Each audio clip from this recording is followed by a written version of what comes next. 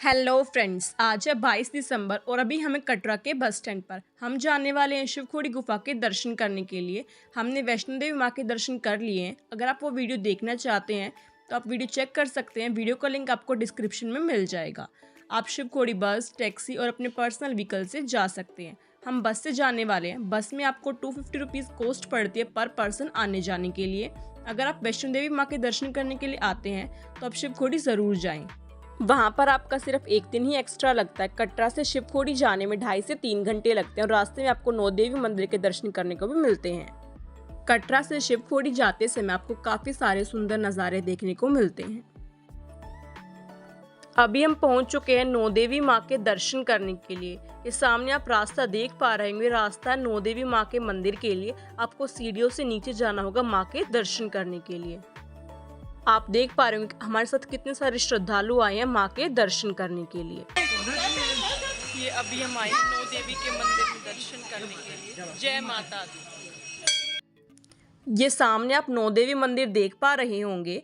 नौ देवी मंदिर में आपको एक गुफा भी देखने को मिलती है। गुफा क्रॉस करके हम यहाँ से बाहर निकलते हैं। नौ देवी मंदिर में हमारे दर्शन बहुत ही अच्छे हुए हैं। नौ देवी मंदिर में दर्शन करने के बाद अब दोबारा हम बस में आकर बैठ गए हैं शिवखोड़ी जाने के लिए। कटरा से शिवखोड़ी जाते समय रास्ते में आपको चेनाब नदी भी देखने को मिलती है। ये सामने आप देख पा रहे होंगे, ये है चेनाब नदी। अभी हम पहुंच चुके हैं शिवखोड़ी बस स्टैंड पर। यहाँ से लेंगे हम अभी शेयर्ड कैब। शेयर्ड कैब के चार्जेस आपको 20 रुपीज़ पर पर्सन पड़ते हैं, जो कि आपको शिवखोड़ी ट्रैक जहाँ से स्टार्ट होती है वहाँ तक लेकर जाती है। अभी हम ट्रैक के स्टार्टिंग पॉइंट पर पहुँच चुके हैं जहाँ से ट्रैक स्टार्ट होती है, लेकिन सबसे पहले हम कराएंगे अपना रजिस्ट्रेशन। यहाँ पर भी रजिस्ट्रेशन होता है जैसे माँ वैष्णो देवी की यात्रा में आप RFID कार्ड्स बनवाते हैं वैसे ही। ये सामने आप रजिस्ट्रेशन काउंटर देख पा रहे होंगे, यहाँ से हमने कराया अपना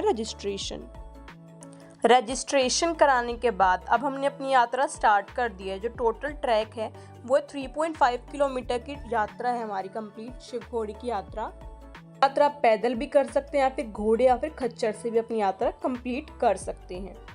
अगर हम बात करें शिवखोड़ी गुफा के बारे में तो ये कहा जाता है कि इस गुफा में भगवान शिव साक्षात विराजमान है और इस गुफा का दूसरा शोर अमरनाथ गुफा में खुलता है।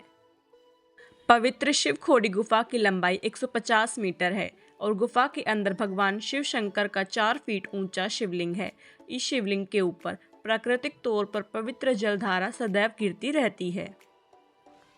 शिवलिंग के साथ इस गुफा में पिंडियां विराजित हैं। इन पिंडियों को शिव, मां पार्वती, भगवान कार्तिकेय और गणपति के रूप में पूजा जाता है।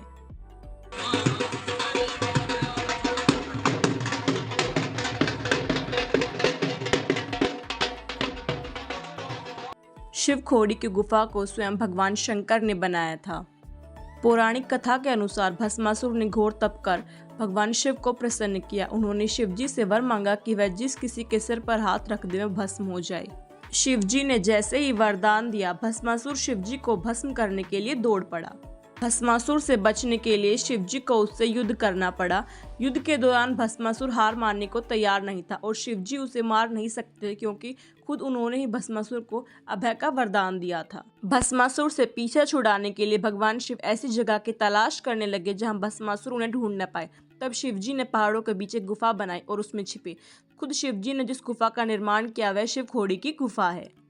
भगवान शिव को इस तरह गुफा में छिपा देखकर भगवान विष्णु ने मोहिनी का रूप धरा और भस्मासुर को रिझाने के लिए उसके समीप पहुंच गए।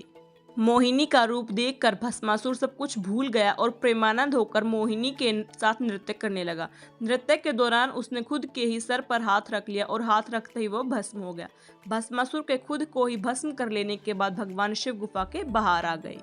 भगवान शिव के द्वारा निर्मित की गई इस गुफा का अंतिम शोर दिखाई नहीं देता है। मान्यता है कि जो कोई भी इस गुफा में स्थित शिवलिंग और पिंडियों के दर्शन कर गुफा में आगे की तरफ बढ़ता है वह कभी लौटकर नहीं आता है।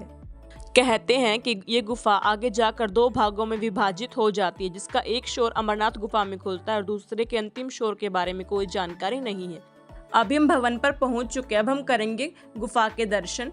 अगर हम बात करें शिवखोड़ी गुफा के टाइमिंग्स के बारे में तो वह सुबह 5 बजे से लेकर शाम 7 बजे तक। सामने आप देख पा रहे होंगे यह गुफा का रास्ता। यहाँ से हम जाएंगे ऊपर, वो गुफा का एंट्री पॉइंट है जो दिख रहा है हमें। और ये एग्जिट पॉइंट जहाँ से हम गुफा से बाहर निकल कर आते हैं। हर हर शंभू।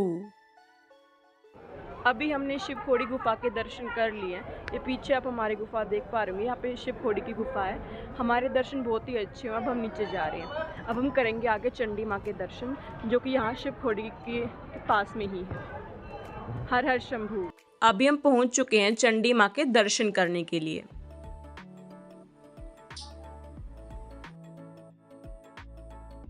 अब आए हैं हम चंडी माँ के दर्शन करने के लिए। चंडी माता पिंडी रूप में 4 अप्रैल 2011 को यहाँ पर प्रकट हुई थी, जो प्रथम नवरात्रा था 2011 का। अब उनके दर्शन करेंगे। जय माता दी।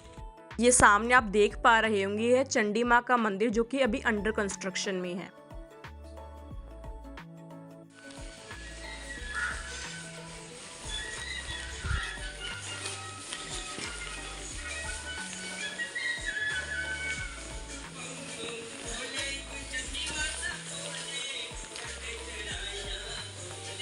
अभी हम शिव खोड़ी के बस स्टैंड पे हैं। यहाँ पे हमारी यात्रा खत्म होती है। अब हम कटरा वापस जाएंगे।